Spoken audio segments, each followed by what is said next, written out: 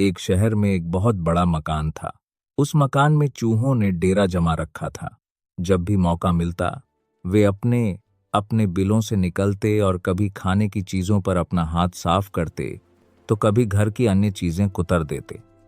उनका जीवन बड़े मजे से बीत रहा था। इधर मकान मालिक चूहों से तंग आ चुका था, इसलिए वह एक बड़ी सी बिल्ली ले आया। अब वह बिल्ली उसी घर में रहने लगी। बिल्ली के आने से चूहों का जीना हराम हो गया। जो भी चूहा बिल से निकलता वह उसे चट कर जाती। चूहों का बिलों से निकलना मुहाल हो गया। वे दहशत के माहौल में जीने लगे। बिल्ली उनके लिए एक बहुत बड़ी समस्या बन गई थी। समस्या से निजात पाने का उपाय निकालने के लिए एक दिन चूहों की सभा बुलाई गई।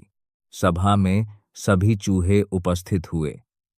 सभा की अध्यक्षता कर रहे चूहे ने सबको संबोधित करते हुए कहा, साथियों, आप सब जानते ही हैं कि हम लोग बिल्ली रूपी बहुत बड़ी समस्या से जूझ रहे हैं। वह रोज हमारे किसी न किसी साथी को मारकर खा जाती है। बिलों से निकलना मुश्किल हो गया है, लेकिन इस तरह हम कब तक बिल में छुपकर रहेंगे? भोजन की व्यवस्था के लिए तो हमें बिल से बाहर निकलना ही होगा। यह सभा इसलिए आयोजित की गई है ताकि इस समस्या का समाधान निकाला जा सके। आपके सुझाव आमंत्रित हैं। आप एक एक कर अपने सुझाव दे सकते हैं।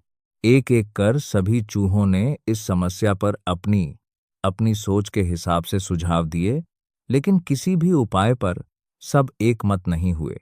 तब अंत में एक चूहा उठा और चहकते हुए बोला, मेरे दिमाग में अभी अभी एक बहुत ही बढ़िया उपाय आया है। क्यों ना हम बिल्ली के गले में एक घंटी बांध दें। इस तरह बिल्ली जब भी आस पास होगी उस घंटी की आवाज से हमें पता चल जाएगा और हम वहां से भाग जाएंगे। कहो, कैसा लगा उपाय?